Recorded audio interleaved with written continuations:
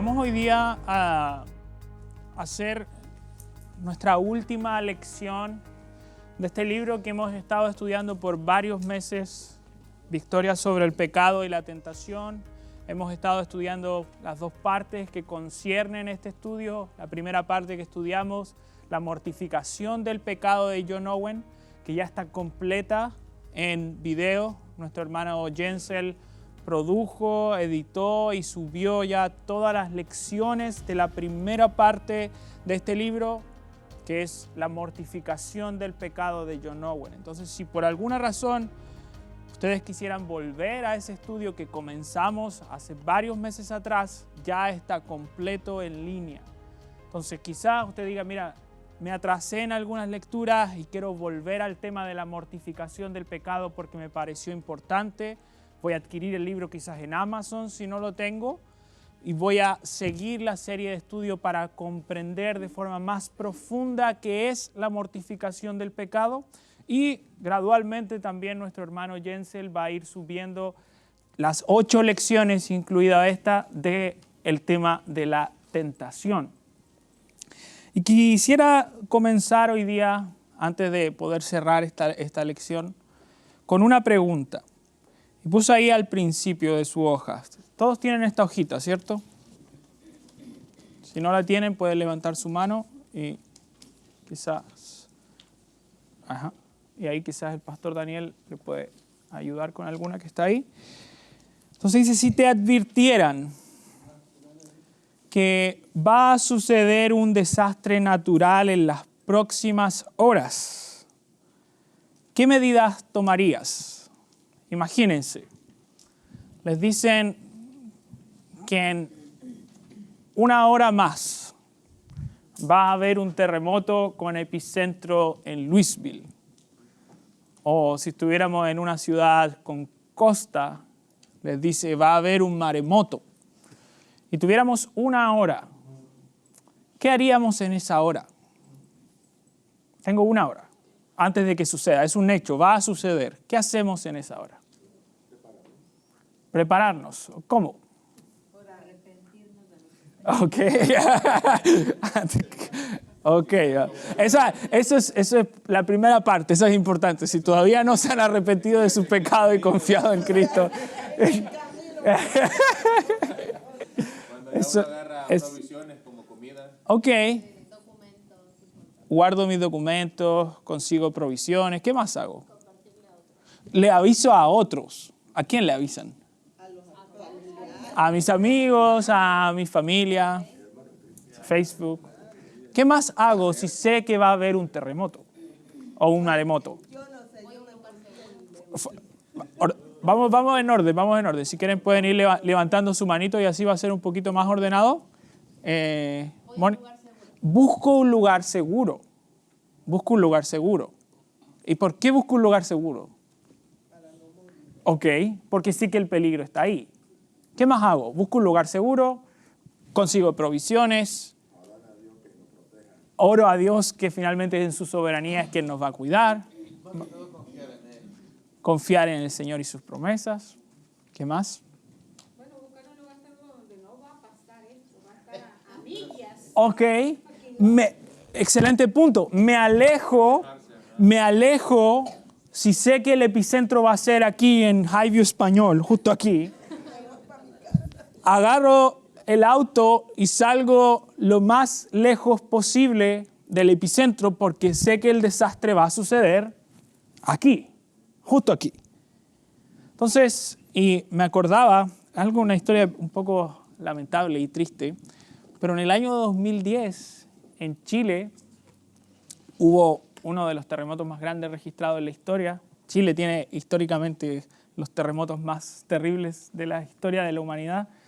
En los años 60, 9.6 en la escala de Richter. Y en el año 2010 hubo un terremoto de 9.1. Eso es tremendo. Imagínense, los terremotos que han habido en Japón y otros son de 7 y se destruye el país completo. Son 7.5, 7.8, en Chile 9. Y una de las cosas más terribles que ocurrió en ese terremoto, que tuvo su epicentro en una de las ciudades costeras de Chile, es decir, con mar, es que luego del terremoto, las autoridades empezaron a avisar a la gente y a decirles que no se preocuparan, que no iba a haber tsunami. Entonces las autoridades de Chile, después de un terremoto que tuvo en epicentro en una ciudad costera, de hecho el epicentro fue dentro del mar mismo, le dijeron a la gente que no iba a haber tsunami. Y obviamente si tus autoridades te dicen que no va a haber un tsunami, hubo dos perfiles de gente. Una cantidad de gente que dijo, el gobierno puede estar diciendo esto, pero mi sentido común me dice que si hay un terremoto, viene un maremoto. Porque es lo que produce el movimiento de las placas en el mar y va a traer obviamente agua con eso.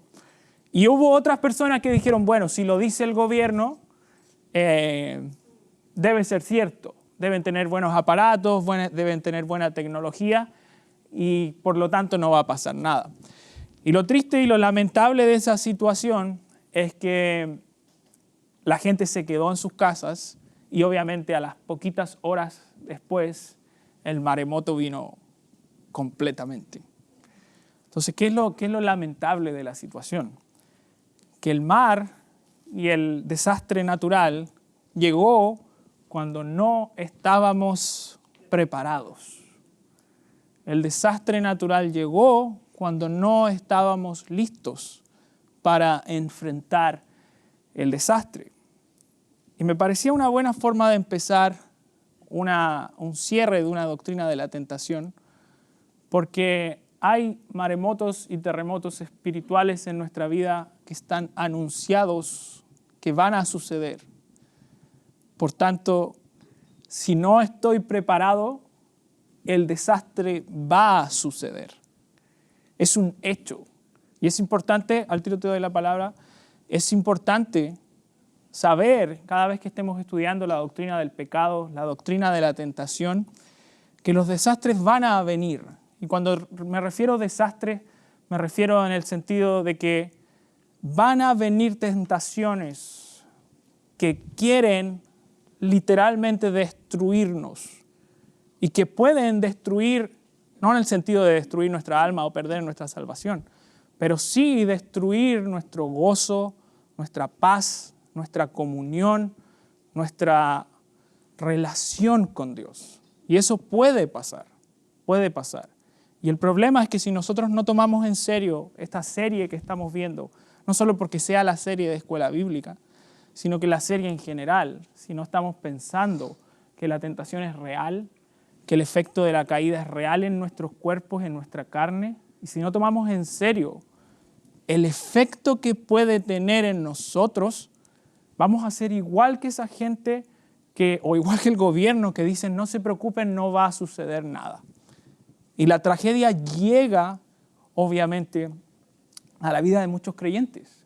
Y es lamentable ver creyentes que por no velar y orar en el proceso de la tentación han caído en pecados escandalosos que han destruido sus familias, sus hogares y tantas cosas por no estar preparado para el desastre que viene. Entonces, quería comenzar con esto para que tuviéramos en nuestra mente que cada vez que pensemos en la doctrina del pecado, eso es lo que hemos estado estudiando en esta serie, la doctrina del pecado, la doctrina de la tentación, nos estamos enfrentando a peligros que son reales. No son peligros simbólicos, no son peligros abstractos, son peligros verdaderos. Pero nuestra esperanza es que confiamos en un Dios que es poderoso para guardarnos. Un Dios que siempre da la vía de escape. Un Dios que por medio de su poder y su gracia puede proveernos los medios para resistir la tentación. Entonces es verdad, hay un desastre que puede ser terrible, hay un peligro real, pero también hay un Dios real, hay un refugio espiritual, hay una roca eterna en la cual me puedo refugiar de cualquier peligro. Y esa roca es nuestro Salvador. A Él vamos a ir cada vez que hablemos de la tentación, porque la doctrina de la tentación y del pecado puede provocar dos efectos. Uno puede ser el efecto de decir esto es tan terrible que seguro que pierdo. O el efecto que espero que estas series vayan provocando en nosotros, es decir, este peligro es tan grande, es tan fuera de mis fuerzas de controlarlo, que tengo que ir a alguien más grande que mí mismo. Ese es el efecto que este tipo de series quieren generar en nosotros, que seamos más dependientes de la obra de Cristo, que seamos más dependientes del poder del Evangelio. Ese es el fin. Entonces quiero que repasemos, antes de poder trabajar quizás hoy día en ciertos grupos de preguntas en conjunto que vamos a formar, hacer un repaso de las cosas que hemos visto. Quizás hacer un balance y decir qué cosas hemos visto, qué cosas hemos aprendido de la doctrina de la tentación. Y vamos a ver cuatro elementos, de lo que hemos visto en torno a la doctrina de la tentación. Primero, ¿qué es la tentación a nivel general? En segundo, ¿qué es entrar en tentación? Todo a modo de repaso. En tercer lugar, ¿cuál es el deber de los creyentes en relación a la tentación? Y en cuarto lugar, ¿cuáles son los medios espirituales que Dios ha provisto para que no entremos en tentación? Esas van a ser las cuatro cosas que espero, si es que mi hablar no es demasiado lento, podamos cubrir y darle un espacio también a que ustedes puedan tener un tiempo para discutir en conjunto. Entonces le voy a pedir a alguien si puede leer la definición que está ahí en relación a qué es la tentación. ¿Quién podría ayudarme leyendo la definición? Antes de empezar, Libardo, tú tenías una pregunta y mientras yo estaba, ya se te olvidó. Ya, te fallé. Miguel, ¿sí? En la línea, ¿dónde puedo buscar los videos? Ahí después se los compartimos al final del servicio y lo buscamos. Sobre lo que tú hablaste del gobierno. Uh-huh. El gobierno siempre, la mayoría de gobiernos son mentirosos. Los políticos siempre ofrecen cosas y siempre mienten. Las personas tienen que tener una clase de doble sentido para creerle a ellos o no creerle. Sí, es complejo, sí. Es complejo. Esa fue la lección principal de Al menos si sabes que el peligro está ahí. Obedece a tu sentido común. Excelente. Yo voy a leer. Ok. La tentación es todo lo que causa o da ocasión para que el hombre peque o descuide su deber, ya sea trayendo maldad a su corazón o extrayendo el mal que hay en su corazón. La tentación es cualquier otra forma de desviar al hombre de la comunión con Dios y de esa obediencia constante, equitativa y universal en sustancias y formas que se le exigen. Perfecto. Déjenme explicar esto brevemente. Dijimos, cuando tratábamos de simplificar esta frase, dijimos que la tentación era una invitación a pecar. O dicho de otro modo, es cualquier cosa que logra desviar al hombre, al creyente, de su comunión con Dios, tanto en sustancia como forma. Es decir, tanto desde adentro como hacia afuera. No es solo lo externo, puede ser también las disposiciones interiores del corazón, lo que se conviertan en una tentación, aunque no tenga expresiones externas. Entonces, cualquier invitación al pecado, cualquier invitación que quiera sacarnos de nuestra comunión con Dios, es una tentación. Cualquier cosa, y no necesariamente tienen que ser cosas malas en sí mismas, que nos desvíen de nuestra adoración completa y absoluta a Dios, puede ser constituido como una tentación. Entonces, ¿por qué es importante definir esto? Uno, porque las tentaciones se van a presentar en diferentes formas. No todas las tentaciones van a ser evidentes a nuestra vista. Hay un montón de tentaciones que van a aparecer en nosotros de forma más imperceptible o a veces disfrazadas de cosas que no necesariamente son malas. Piensen, por ejemplo, una persona que trabaja tanto que descuida su deber en el hogar, está tomando algo que es bueno en sí mismo, que es trabajar, algo que se hacía antes de la caída, pero está transformando ese algo o lo está poniendo ese trabajo en un lugar que no le pertenece. Porque Dios ha puesto y ha diseñado el trabajo, pero ha dado al trabajo un lugar dentro de su reino. Y si yo tomo ese algo que Dios ha puesto, el trabajo, y lo coloco en un lugar más alto del que pertenece, está ocupando un lugar que Dios no le ha asignado. Piensen simplemente como cuántos peligros pueden experimentar quizás ciertos hombres que trabajan tanto que no establecen vínculo con sus hijos, con sus familias, con sus esposas, que obviamente deshonra el plan de Dios para el matrimonio y lo convierte en algo que Dios no quería que fuera. Y así puede ser cualquier otra cosa. Entonces la tentación puede venir incluso por medio de cosas que son buenas o positivas en sí mismas. Se puede presentar en diferentes formas. Recuerden, quizás esta es una forma fácil, cualquier invitación a pecar o cualquier invitación que nos quiera desviar de nuestra comunión con Dios. En segundo lugar, ¿qué es entrar en tentación? Y fíjense que hay una diferencia. Dijimos al principio que la tentación es una invitación al pecado, es cualquier invitación que nos quiera sacar de nuestra comunión con Dios, pero entrar en tentación es otra cosa, o quizás pudiéramos decir un paso más adelante de lo que significa la tentación. La tentación puede estar ahí, pero tú no necesariamente has entrado en tentación. Entonces, ¿qué es entrar en tentación? Fíjense lo que puse ahí en su hojita. Dice, entramos en tentación cuando somos enredados en su poder. Es decir, cuando cualquier tentación entra y charla con el corazón, razona con la mente, provoca y atrae nuestras emociones, ya sea por un tiempo largo o corto de tiempo, ya sea que lo haga de forma indiscernible o imperceptible, o bien el alma se da cuenta de ellos.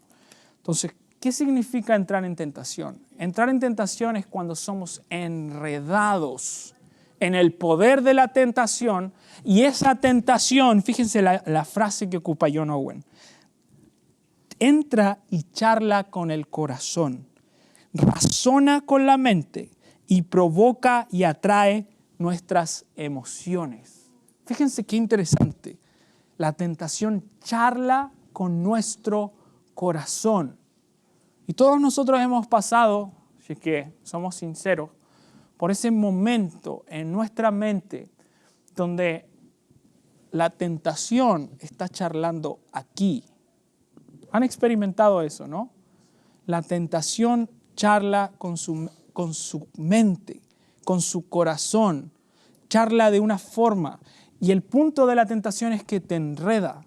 Primero captura tu mente, tu corazón, tus emociones, al punto de que la invitación al pecar te enreda o te envuelve con su ser. O sea, eso hace la tentación, nos envuelve, nos agarra, pero parte aquí, parte en esos segundos quizás que hay en nuestra mente donde yo empiezo a pensar, y quizás mi primera reacción, la primera vez es, no voy a pensar en eso, pero en un momento de debilidad no solo empiezo a pensar, sino que le empiezo a dar cabida, empiezo a razonar, empiezo a pensar, quizás después empiezo a decir, bueno, tengo este deseo, ¿cómo lo puedo satisfacer?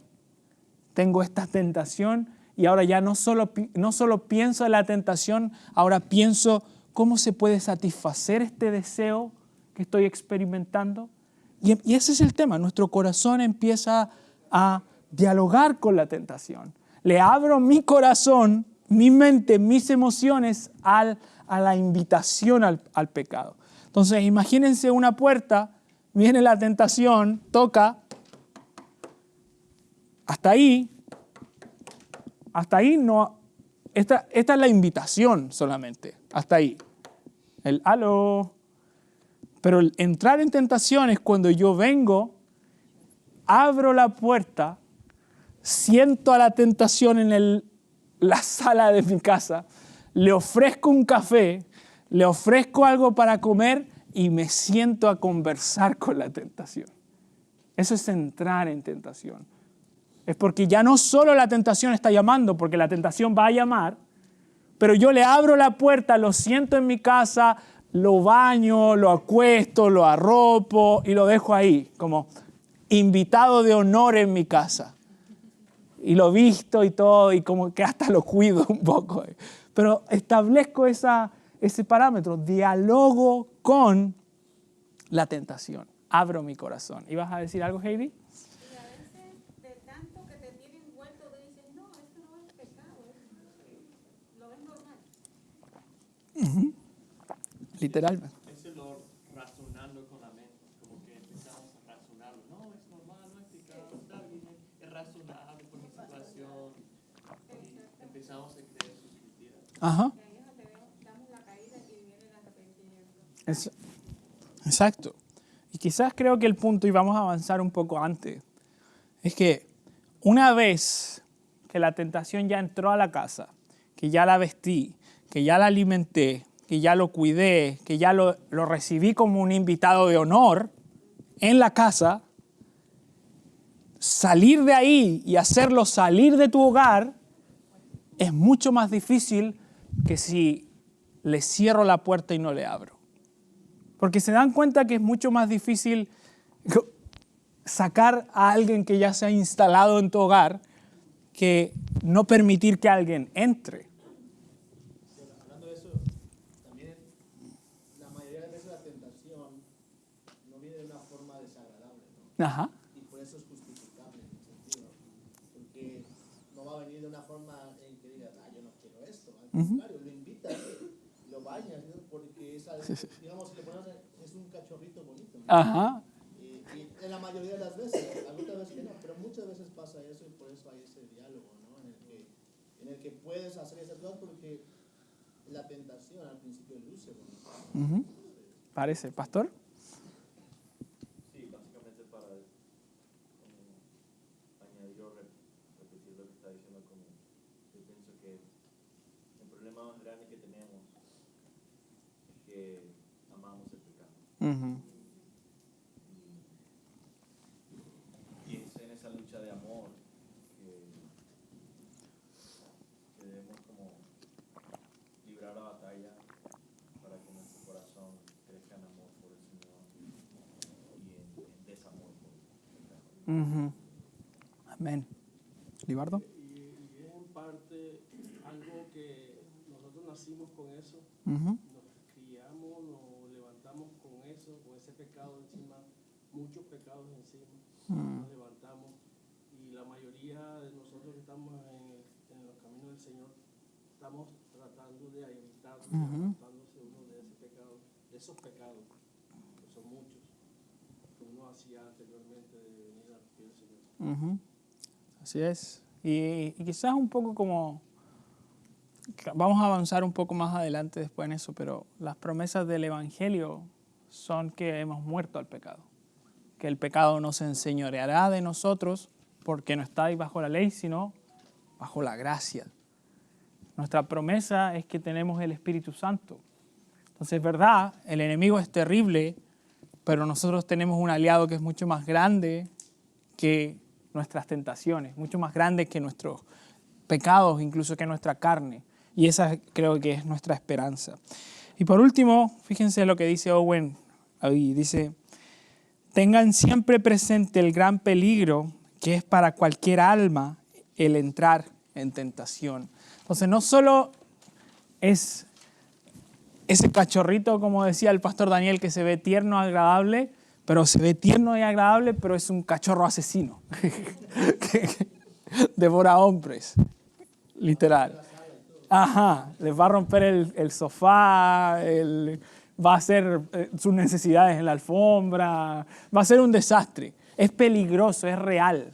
Es realmente peligroso entrar en tentación. Y ese es el problema, que imagínense, yo le estoy abriendo la puerta a un asesino serial. Entonces me dicen, otra ilustración, pero imagínense, están viendo ustedes las noticias y dicen, anda un asesino serial suelto en Louisville. Y alguien toca su puerta y ustedes dicen, sí, le voy a abrir. Como, no lo conozco, pero le voy a abrir. Y eso hacemos a veces con la tentación. La tentación es peligrosa, pero aún así abrimos la puerta y de nuevo, lo hacemos pasar, lo sentamos en la sala, lo vestimos, lo arropamos y lo invitamos a quedarse. Entonces hay que reconocer que hay un peligro real en la tentación. Y por eso, si pueden avanzar a su siguiente hoja, es un deber, una responsabilidad de todos los creyentes el usar con toda diligencia los caminos de Cristo para no caer en tentación. Es una responsabilidad.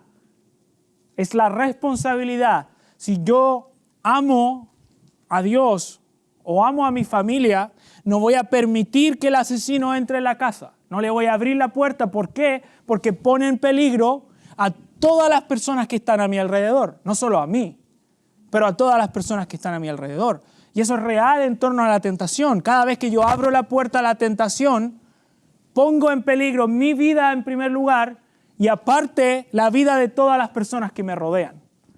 Porque ustedes saben que el pecado tiene efectos colaterales, ¿no? Como la bola de los dibujos animados, la bola de nieve que la tiran chiquita y se va poniendo grande. Ajá. Grande y va arrastrando todo a su paso. Y claro, y cuando... Pero sí pueden abrir la puerta cuando nosotros vayamos a predicar. Cierren la puerta, ábranla la puerta. Así que sí, entonces es un deber de nosotros ser responsables. Ahora la buena noticia, pues yo podría cerrar la clase aquí y nos iríamos todos deprimidos para la casa, así, o la tentación es tan terrible. Pero la buena noticia es que Dios ha provisto medios espirituales para no entrar en tentación. Es decir, la buena noticia del Evangelio, la buena noticia de la verdad de Dios revelada en su palabra, es que la tentación puede ser vencida por los recursos que Dios provee. Y hay algunos aspectos importantes que recordar en relación a esto. En primer lugar, es importante entender, y puse ahí, que no hay algo que esté en nuestro propio poder que nos guarde y nos proteja de entrar en tentación. Y eso es importante. Cada vez que vamos a estudiar los medios espirituales o cualquier forma de no entrar en tentación, la base de eso es no declarar mi autosuficiencia. No es en nuestras fuerzas que la tentación no ingresa. No es en mi poder que soy guardado de la tentación. Es en el poder del Señor. No es nuestras fuerzas, porque adivinen qué pasa cuando descansamos en nuestras fuerzas. ¿Creen que somos, cómo? Nuestras fuerzas flaquean. ¿Creen que nuestras fuerzas son más fuertes que las fuerzas de Satanás? ¿O creen que nuestras fuerzas son más fuertes que nuestra carne misma? ¿Creen que nuestras fuerzas no son acaso carnales también? No, la realidad es que en nuestro propio poder no podemos ser guardados. Me encanta como Owen lo dice, o sea, me encanta, pero me deprime un poco, pero por lo menos es realista, que a veces, fíjense cómo él dice, soy pobre y débil. Satanás es sutil y astuto, poderoso y está buscando constantemente ventajas sobre mi alma. El mundo es vehemente y apremiante, lleno de promesas falsas, de innumerables pretensiones y de formas de engaño. Mi propia corrupción es violenta, tumultuosa y seductora, enredadora y procreadora de pecado y beligerante dentro y contra mí. Las ocasiones y los aprovechamientos de la tentación son innumerables en todas las cosas que hago y permito, en todos los asuntos y personas con los que me relaciono. Los principios de la tentación son imperceptibles y plausibles, de modo que dejando a mi propia cuenta, no sabré que estoy enredado hasta que mis ataduras sean fuertes y el pecado haya arraigado en mi corazón. Por tanto, solo en Dios confiaré para mi protección y continuamente miraré a Él para todo esto. Entonces, si el pecado es real, si mi debilidad es cierta, mis fuerzas van a venir del Señor. Y dice Mateo 26:41, velen y oren para que no entren en tentación. El espíritu a la verdad está dispuesto, pero la carne es débil. Entonces quiero cerrar muy brevemente, no quiero tomar mucho tiempo para que podamos tener un tiempo para que ustedes discutan también en grupos más pequeños, diciendo que hay dos estrategias principales para vencer la tentación: velar y orar. Y las definí o las traté de ilustrar diciendo que una es una estrategia de batalla defensiva, velar, y hay una estrategia de batalla ofensiva, que es orar. Entonces, cuando digo velar, en primer lugar, lo primero que significa velar es estar atento, estar en vigilia, estar alerta. Lo que decía al comienzo, si saben que en una hora viene un desastre natural, su sentido de alerta se va a activar. ¿Y por qué? Tengo una hora para ponerme a salvo. Entonces, en términos de la tentación es lo mismo. Si es que quiero estar preparado para enfrentar la tentación, tengo que estar alerta. Y eso es velar. ¿Y cómo estoy alerta? En primer lugar, conoce a tus enemigos. ¿Y cuáles son tus enemigos? El mundo, Satanás y tu propia carne. Y dice Owen, aquel que no quiere entrar en tentaciones, ocúpese de conocer su propio corazón. Si queremos no ser tentados o poder no entrar en tentación, debo conocer las disposiciones naturales de mi corazón. Debo saber qué tendencias, temperamentos tengo y saber y estar preparado para ese tipo de pecados que se levantan en mi corazón. Cada uno de nosotros, de los que estamos aquí, tenemos luchas con diferentes cosas. Pero tú, y tú lo sabes, porque yo sé los míos, sé hacia dónde tiende mi corazón. Y si soy negligente en conocer lo que le pasa a mi corazón, el pecado que se levanta en mi corazón va a conspirar con la tentación. Fíjense las palabras, porque es una palabra que estoy tomando literal del libro. El pecado de mi corazón, la tendencia natural de mi corazón hacia ciertos pecados, va a conspirar con la tentación. Conspirar. ¿Qué entienden cuando digo conspirar? ¿Cómo? Ponerse de acuerdo. Exacto. Entonces, básicamente conspiración es personas que se ponen de acuerdo en secreto. ajá. La palabra secreto. Excelente elemento, en secreto. Entonces mi corazón va a decir, oye, si le abro la puerta, y empieza a conspirar contra ti, tu corazón. Por lo tanto, tengo que conocer mi corazón. Tengo que, en segundo lugar, prepararme para la batalla. Tengo que desarrollar una estrategia de batalla. No me puedo quedar pasivamente y no hacer nada con la tentación, porque si hago eso, la tentación va a entrar. Tengo que desarrollar una estrategia. Y 1 Corintios 10:13, Dios no nos va a dejar ser tentados más allá de lo que podemos soportar, sino que juntamente con la tentación va a dar también la salida. Entonces, lo que tengo que buscar es la puerta de escape. Como dicen las puertas aquí americanas, el exit. Busquen, no el del éxito del Open English, pero busquen la salida de emergencia. ¿Dónde está la vía de escape que Dios me está proveyendo para esta tentación? ¿Dónde está esa puerta que me permite huir o ponerle un seguro a la puerta para que la tentación no entre? Entonces, muchas veces muchas veces no reconocemos la vía de escape que Dios nos está dando para salir de la tentación. Pero Dios me está diciendo, como a modo de promesa, que siempre va a haber una vía de escape. Siempre va a haber una puerta para salir de la tentación. Y es nuestro deber estar listo y decir, esta tentación quiere entrar. ¿Cuál es la salida? ¿Dónde salgo? ¿Hacia dónde huyo?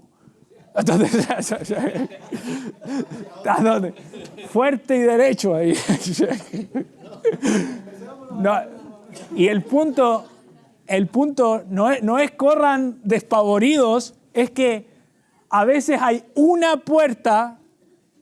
Imagínense, hay fuego allá, hay fuego allá, hay fuego acá. No corra hacia cualquier lado, corra hacia el lugar donde no hay fuego. Y esa es la vía de escape. Ahí está la salida. Porque adivinen qué pasa si yo digo, yo veo fuego allá, pero hay una puerta. Y entro derecho, va a ser peligroso igual. Es la vía de escape. A veces pueden ser más de una, pero se ilustra de ese modo. Es la puerta de escape, la salida.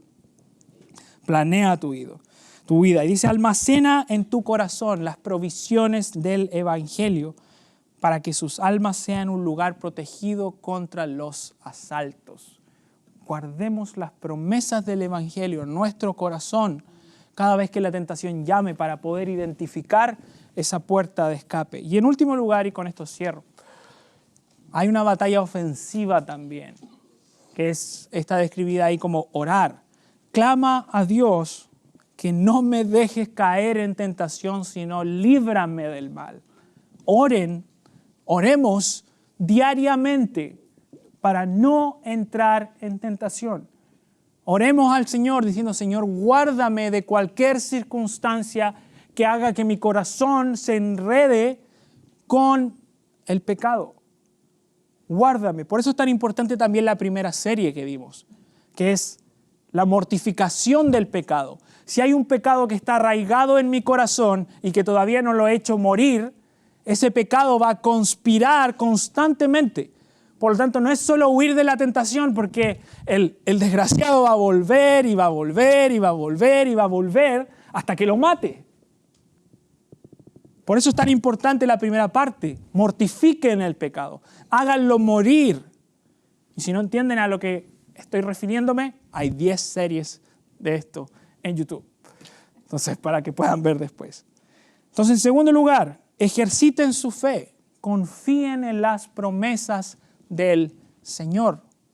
Dios ha dado promesas. Fíjense 2 Corintios 7:1, hablando en el contexto del templo del Espíritu, de la regeneración, de cómo Dios ha cumplido y ha venido a morar con su pueblo a través del nuevo pacto.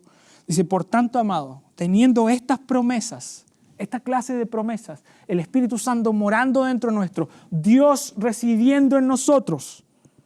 Por tanto, amados, teniendo estas promesas, limpiémonos de toda la inmundicia de la carne y del espíritu, perfeccionando la santidad en el temor de Dios.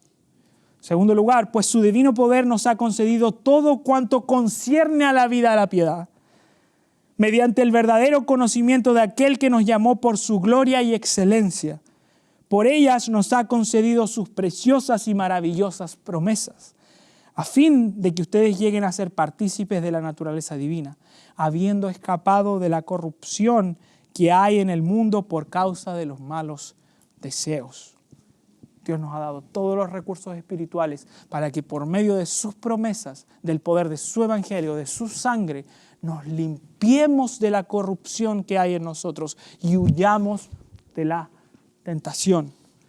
Y por último, especialmente echa mano a las promesas del evangelio. Y eso quiero que tomemos unos minutos para meditar. Van a formar grupitos ahí un poquito más pequeños y quiero que al menos alcancen a discutir una de las preguntas que sale ahí. Cualquiera de las primeras 3. Entonces, elijan una de las 3. O si es que alcanzan más de una y terminamos 11:35, nos quedan 10 minutos para discutir qué promesas hay en el Evangelio para poder resistir la tentación. Así que vayan ahí, formen grupitos más pequeños, quizás de 5, 4 personas, como gusten. Si quieren, reúnanse ahí y trabajamos en las preguntas que aparecen ahí. Si tienen cualquier duda, me pueden preguntar también.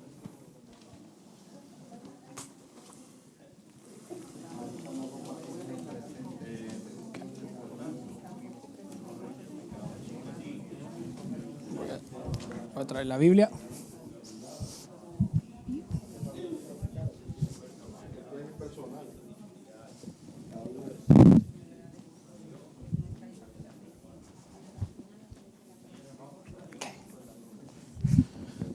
¿Cuál les parece? ¿Con cuál comenzamos?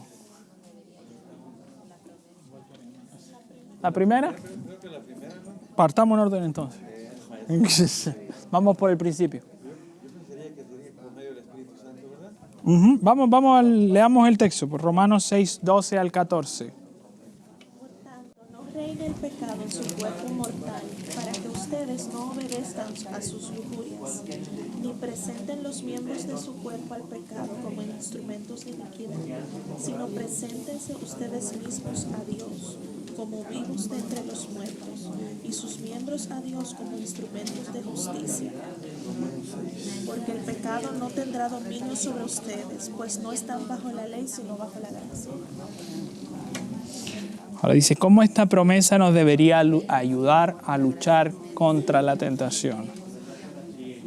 Dice ahí, porque el pecado no tendrá dominio sobre ustedes, pues no están bajo la ley, sino bajo la gracia.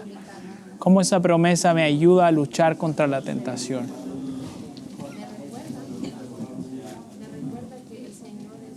Recuerda que como tenemos la batalla ganada, por lo que Cristo hizo, ya nosotros podemos vencer la tentación. La tentación no es algo invencible. Cristo la venció y nos ayuda a vencerla. Amén. Porque estamos bajo la gracia. Amén. Excelente. Pasemos al segundo entonces, 1 Corintios 6, 19 al 20. Por favor, amigo. Dame un segundo, déjame encontrarlo para poder seguir contigo. 1 Corintios 6, 19 al 20. Ya. ¿O no saben que su cuerpo es templo del Espíritu Santo que está en ustedes, al cual tienen de Dios, y que ustedes no se pertenecen a sí mismos, porque han sido comprados por un precio? Por tanto, glorifiquen a Dios en su cuerpo y en espíritu, los cuales son de Dios. Saben que su cuerpo es templo del Espíritu Santo que está en ustedes. ¿Cómo esa realidad del Espíritu Santo en mi vida debería ayudarme a luchar con la tentación? A no presentar nuestros cuerpos, porque ya no nos pertenecen, sino que ha sido comprado. O sea, hay alguien que habita en nosotros. Exacto. Como que cuando estamos en el espíritu, ¿verdad? Nos ayuda al rechazo, a hacer cosas que no debemos hacer. Estamos viviendo en el espíritu, no estamos evitando todo eso, ¿verdad? Entonces estamos siempre en el espíritu. Como dijo el hermano, nos ayuda a decir no. No eres dueño de tu propio cuerpo. Wow. Es como ir a invadir a una propiedad privada. Ajá. Buena ilustración. Ajá. Con los riesgos que trae aquí en Estados Unidos entrar a una propiedad privada. Como el ladrón que divide ahí. En vez de abrir la puerta, hay que azotarlo para afuera. ¿Y por qué saber que el Espíritu Santo mora en mí debería darme esperanza para vencer la tentación? Porque el espíritu que venció las tentaciones, el espíritu que en nosotros habita, es de aquel que vino y venció las tentaciones en este mundo. Amén. Y es sabe y Él nos da la fuerza que necesitamos.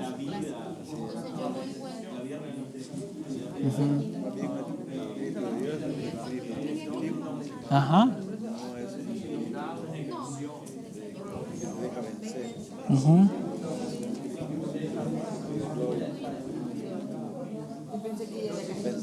Uh-huh. Y es el Espíritu de Dios mismo. O sea, Dios mismo, la tercera persona de la Trinidad, morando en nosotros, residiendo en nuestro cuerpo como su templo, como todo lo que hemos visto en el Antiguo Testamento, donde Dios residía en su templo y estaba su presencia en el templo. Ahora esa presencia está en ustedes, en nosotros. Como estaba en el templo en Israel, ahora está en nosotros. Imagínense qué increíble saber que la presencia de Dios mora en nosotros. Como qué esperanza para nosotros para poder luchar y ganar.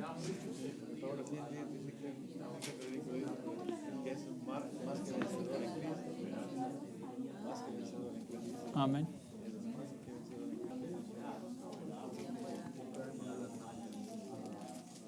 Dice, versículo 3, porque ustedes han muerto y su vida está escondida con Cristo en Dios. Dice, si ustedes han resucitado con Cristo, ustedes han muerto con Cristo, han resucitado con Cristo, pongan la mira en las cosas de arriba y no en las cosas de la tierra. Okay. Voy a juntar.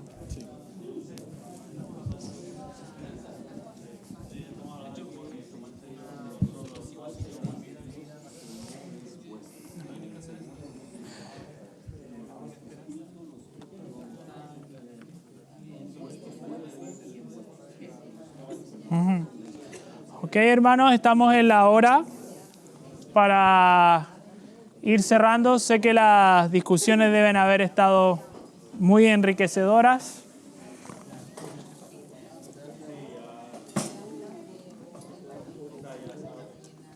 Vamos a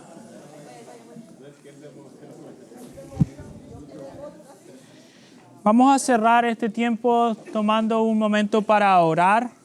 También aprovecho también de darle las gracias a todos los maestros también, a todas las personas que han podido estar en esta serie, que sin duda creo que ha sido de mucha edificación personal para mí. Y sé que algunos de ustedes también han compartido conmigo que ha sido quizás un tiempo para estar más consciente del pecado y más consciente de la tentación. Así que vamos a orar y quisiera leer el último texto que quizás no muchos alcanzaron a leer y cerrar en oración. Dice, si ustedes pues han resucitado con Cristo, busquen las cosas de arriba, donde está Cristo sentado a la diestra de Dios. Pongan la mira en las cosas de arriba y no en las de la tierra, porque ustedes han muerto y su vida está escondida con Cristo en Dios. Cuando Cristo, nuestra vida, sea manifestado, entonces ustedes también serán manifestados con Él en gloria. Así que con esa certeza, sabiendo que si hemos muerto con Cristo, si con Cristo estoy crucificado, si con Cristo he resucitado, sé que tengo el poder para buscar las cosas de arriba y rechazar la tentación. Así que vamos a orar. Buen Dios, te damos gracias por este día. Gracias por todas las preciosas verdades que nos has concedido en el Evangelio, cada tesoro que nos ha sido dado por medio de Cristo nuestro Salvador. Gracias porque en tu poder y en tus fuerzas podemos resistir la tentación. Gracias porque en tu poder podemos conocer nuestro corazón.